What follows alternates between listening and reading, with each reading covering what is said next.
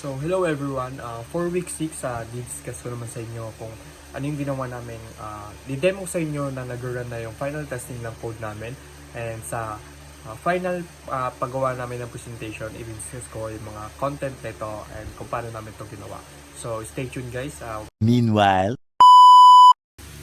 So, good day everyone. So, ngayong vlog nga pala for week 6 is demo presentation final testing ng code namin. So, since ito na yung nagawa namin natapos, which is tapos na yung code namin since na pag-usapan na last vlog. So, ang output niya is ito na guys. So, as you can see, current nag-run na siya.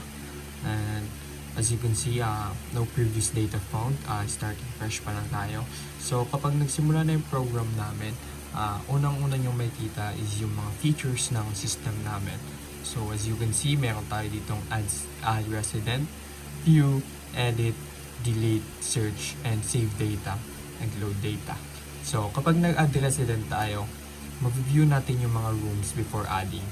So, as you can see, all 50 rooms are available and you can use any room from 401 to 450. Yan yung mga numbers ng rooms natin. So, unang-una, pag mag-add tayo, magpapakita na enter student details. As you can see, yung ID ng student, age, gender, room number, which is yun nandito, course, contact number, room capacity, and room price. So, pagkatapos niyan, magpapakita na yung resident added successfully.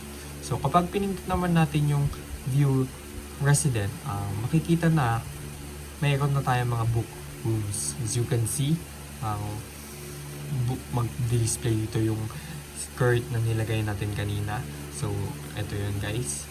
And available rooms natin is 49 na lang since meron na tayong isang resident or tenant. So, sa edit resident naman, ito na. Magdi-display muna yung current information at yung mga ma-edit mo lang is yung new room capacity and new room price.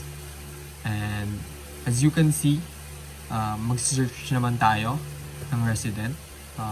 Magtatanong lang yung system namin either name or room number kung ano yung i-search mo. Then pag nilagay natin yung sasabihin ng resident sa admin, magdi-display naman agad yung system natin tulad nito.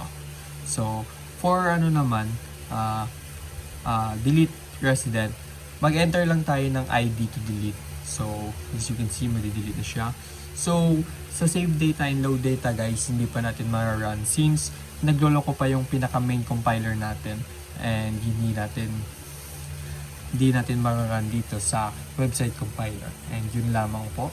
And so, ayun guys, di-discuss ko naman yung mga sa paggawa ng presentation namin para sa gagawin naming presentation, which is ito yung PPT niya, ang gagamitin namin. So, unang-una, dito yung pangalan ng ginawa naming system, which is Dormitory Management System.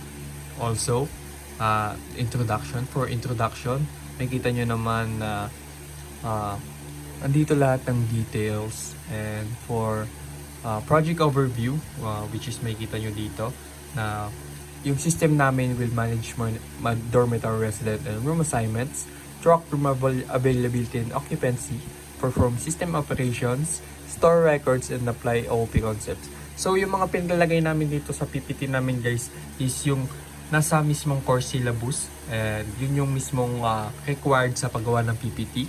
And dito guys, makikita nyo din ang objective din users namin for our objectives namin guys to bakit ginawa namin system na to, which is to avoid mga admins na gumamit ng manual book recordings para mas mapadali at mas maging organized yung pag-track ng mga resident and mga rooms.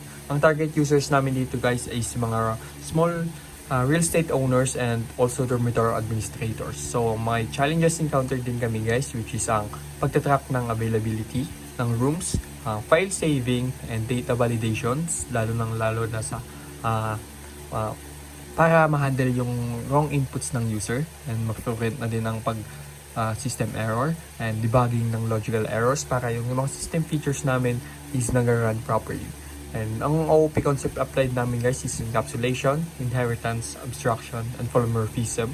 And another thing guys is file handling and exception handling.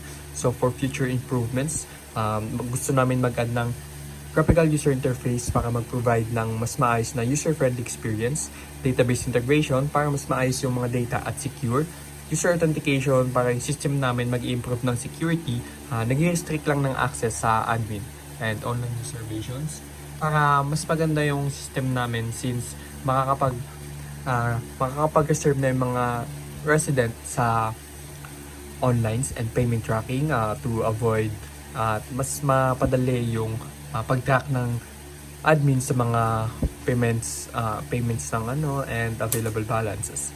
So in conclusion, ang dormitory namin is nag-run naman at mag-demonstrate ng OOP. So yun lamang po for today and see you sa presentation and thank you!